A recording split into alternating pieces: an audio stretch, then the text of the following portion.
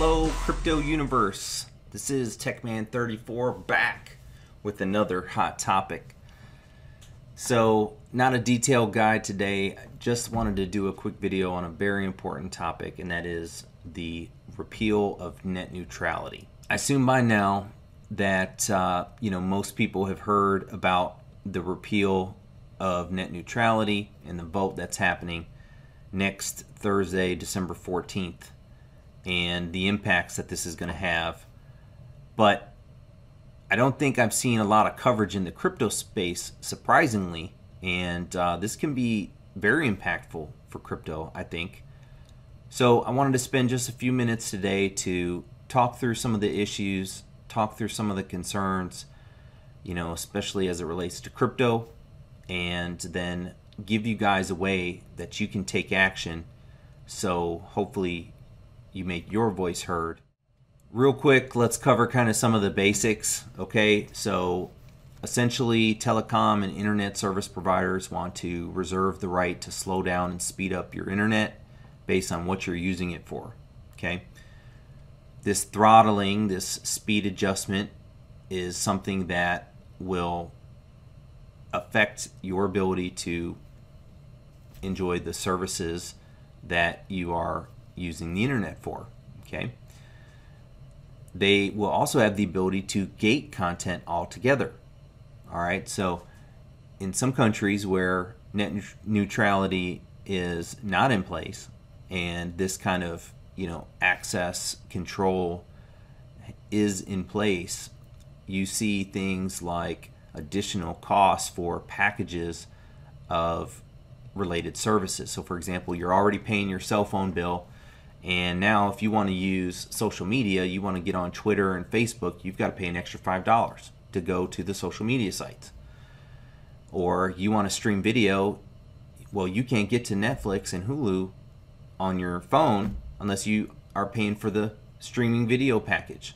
And so it's a way that these companies are getting extra money by controlling this content and gating it.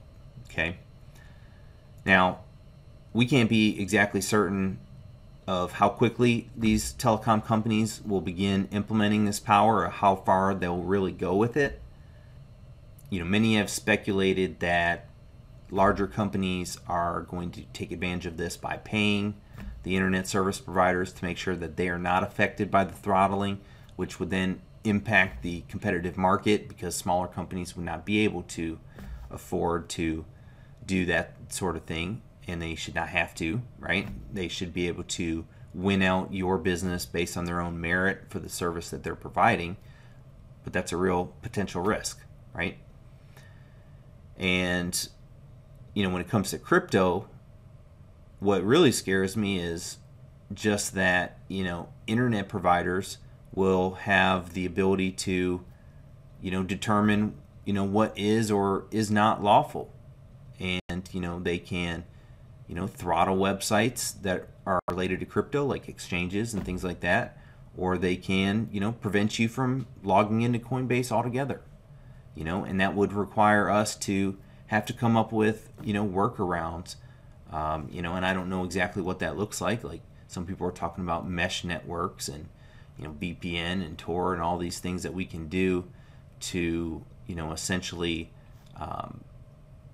try to escape this sort of ridiculous control that is being proposed. But it's unsettling that the rules of the internet are about to be changed. Now I'm not scared because I know something bad is going to happen, but it's uncertainty that we have to deal with. And we've for so long had freedom to grow cryptocurrency at the pace that it's grown, and everyone sees that. And this is the first time now that we're kind of heading into this kind of uncertain, era of internet controls that we've never had to really deal with in the United States.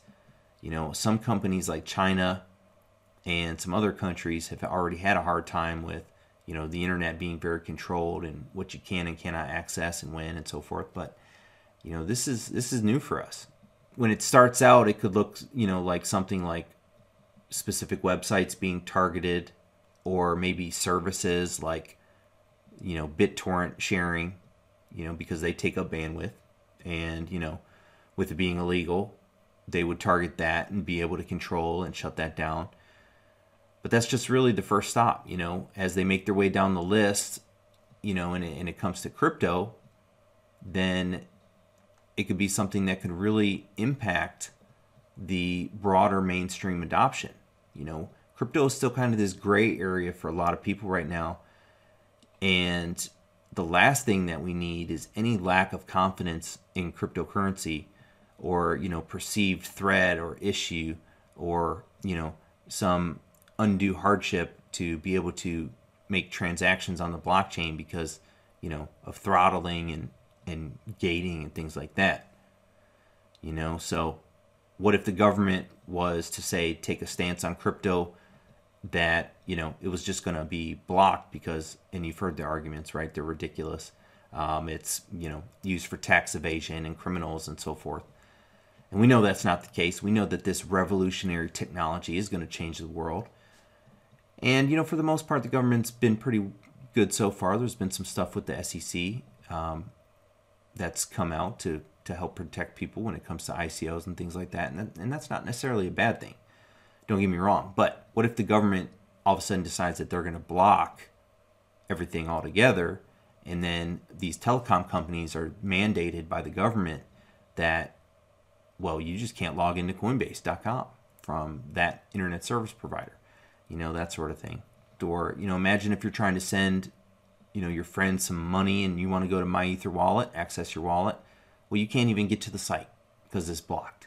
I mean, it's this sort of thing. It's so ridiculous to even think that this could be the world that we could live in, right?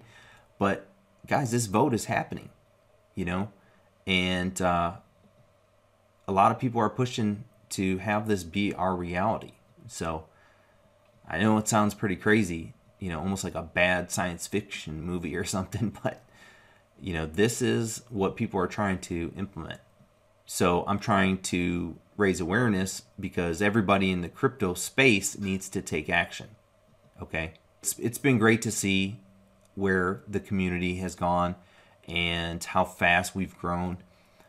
And we've got this futures trading launching, and that kind of further solidifies it as a more kind of legit financial service in the eyes of the SEC and kind of mainstream.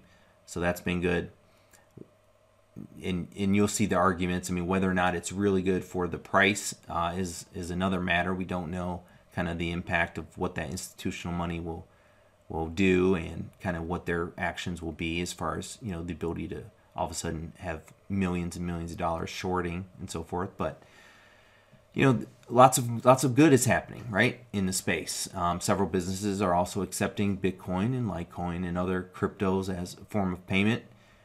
We're seeing more awareness around shady ICOs and how to, do your due diligence to watch out where you're putting your money, and, watch out, what you invest in. And we're hearing from Coinbase that signups are up 8x since the summer, I think Brian Armstrong just recently said. So we're seeing a lot of progress, and this is all progress that we need to continue to further bring legitimacy to cryptocurrency and to allow for further growth and mainstream adoption. So to everyone in the crypto universe, I ask two things of you. Please, first, contact your congressman or woman, as this is our last chance to try to stop this before it becomes a reality. Okay, so what you need to do is go to battleforthenet.com. Okay, this is a nifty little site, and it allows you to put in your information over here, and it gives you this letter that will voice your opposition to the repeal vote. And you click on that, and that will send this to your Congress representative. Okay, there's also another site that's Call My Congress that will help you find your congressperson so that you can call them. I think, if I recall, when I did the Battle for the Net form, I I think it actually popped up and said, okay, now call them. Something like that. And it gave me a number to actually call my Congress representative. So I thought that was neat too. So, you know, and second, I just want to ask that everybody, you know, kind of takes a stance of helping to, you know, shape our crypto community, you know, share good information with others, you know, like raising awareness around shady ICOs, you know, encourage managing your assets in a safe way, you know, encourage, you know, that people research and learn about how to control your crypto assets securely, how to make good transactions, double checking addresses, using a hardware wallet, all of these things. And, you know, just encourage people to learn and do research and share your knowledge, because even though you may not think that you know a ton or you're some expert, well, guess what? If you know a little bit more than the person next to you who's just learning about crypto, then you could be very helpful.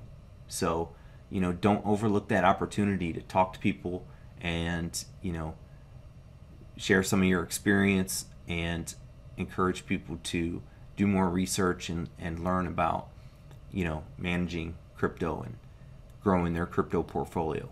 So that's all I've got, guys. I just wanted to take some time and share this important message. Again, please take action. Let's save the internet and save crypto so we can hodl the line together, and I think that we can make a difference if we do that. So thank you. Also, I want to thank you guys for 1,000 subscribers. That's amazing, and I'm going to be looking to really try to ramp up my content for you guys. So thanks for all the support. Thanks for all the comments and questions.